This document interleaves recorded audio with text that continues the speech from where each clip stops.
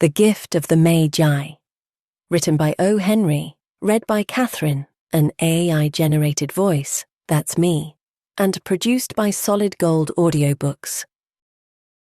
$1.87. That was all, and 60 cents of it was in pennies. Pennies saved 1 and 2 at a time by bulldozing the grocer and the vegetable man and the butcher until one's cheeks burned with the silent imputation of parsimony that such close dealing implied. 3 times Della counted it, $1.87, and the next day would be Christmas.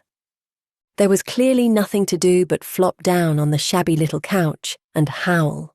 So Della did it, which instigates the moral reflection that life is made up of sobs, sniffles, and smiles, with sniffles predominating.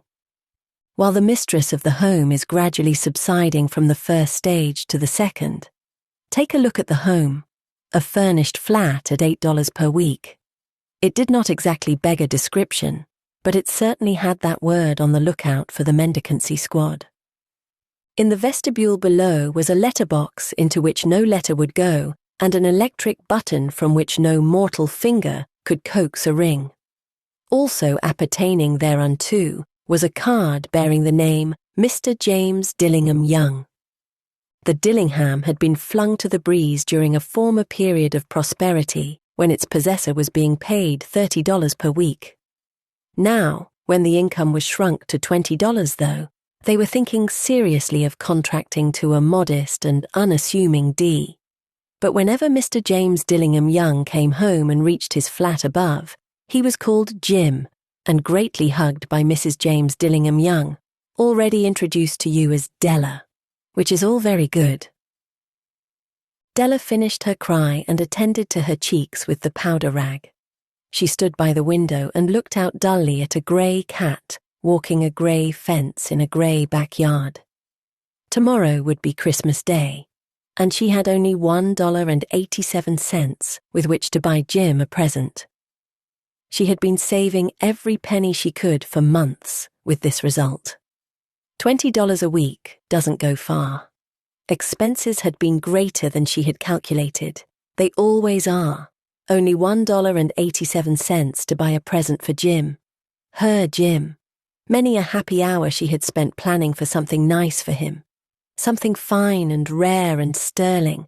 Something just a little bit near to being worthy of the honour of being owned by Jim. There was a pier glass between the windows of the room. Perhaps you have seen a pier glass in an $8 flat.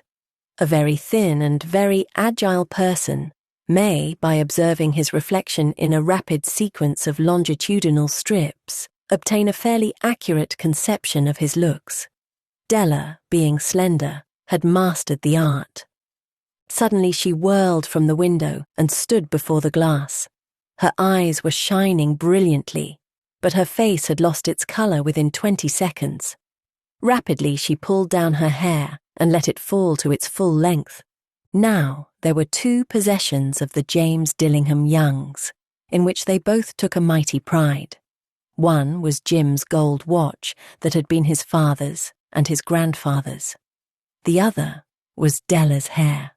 Had the Queen of Sheba lived in the flat across the airshaft, Della would have let her hair hang out the window some day to dry, just to depreciate Her Majesty's jewels and gifts. Had King Solomon been the janitor, with all his treasures piled up in the basement, Jim would have pulled out his watch every time he passed, just to see him pluck at his beard from envy. So now Della's beautiful hair fell about her rippling and shining like a cascade of brown waters. It reached below her knee and made itself almost a garment for her, and then she did it up again nervously and quickly. Once she faltered for a minute and stood still, while a tear or two splashed on the worn red carpet. "Will you buy my hair?" asked Della. "I buy hair," said Madame. "Take your hat off and let's have a sight at the looks of it." Down rippled the brown cascade.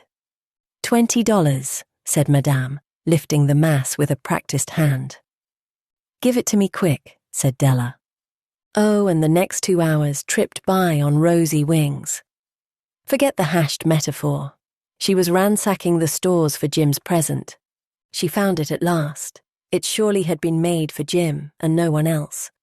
There was no other like it in any of the stores, and she had turned all of them inside out.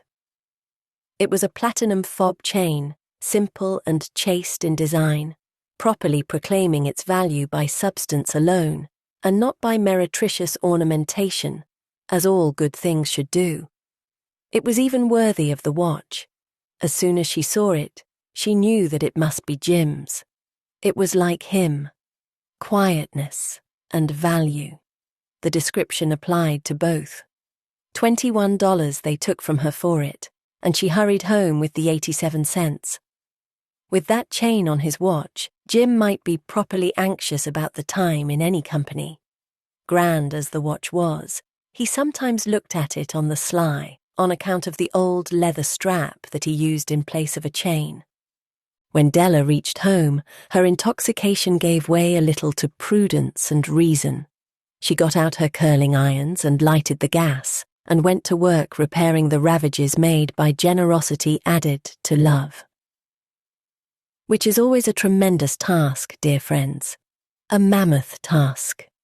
Within 40 minutes her head was covered with tiny, close-lying curls that made her look wonderfully like a truant schoolboy. She looked at her reflection in the mirror, long, carefully, and critically. If Jim doesn't kill me, she said to herself, before he takes a second look at me, he'll say I look like a Coney Island chorus girl. But what could I do? Oh, what could I do with $1.87? At 7 o'clock the coffee was made, and the frying pan was on the back of the stove hot and ready to cook the chops. Jim was never late. Della doubled the fob chain in her hand and sat on the corner of the table near the door that he always entered. Then she heard his step on the stair away down on the first flight, and she turned white for just a moment.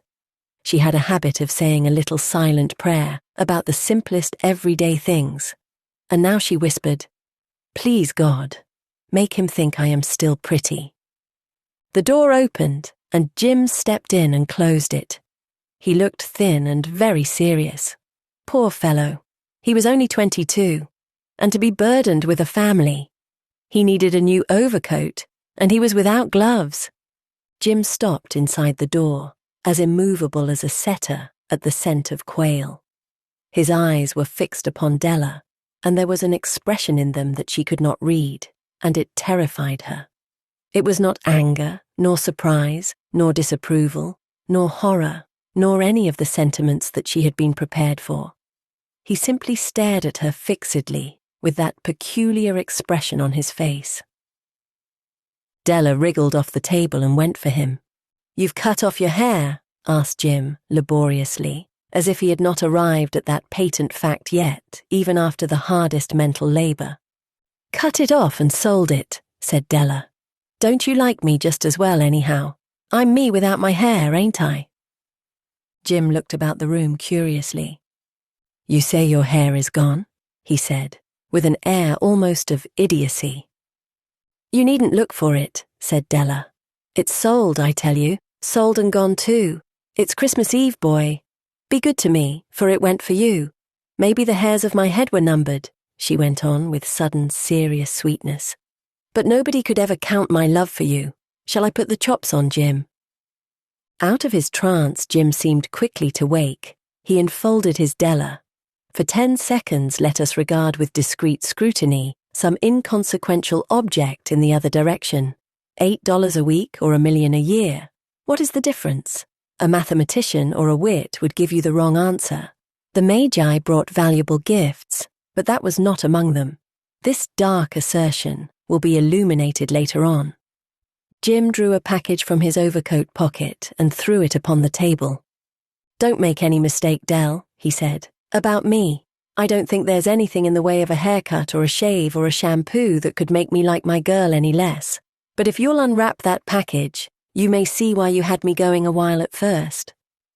White fingers and nimble tore at the string and paper.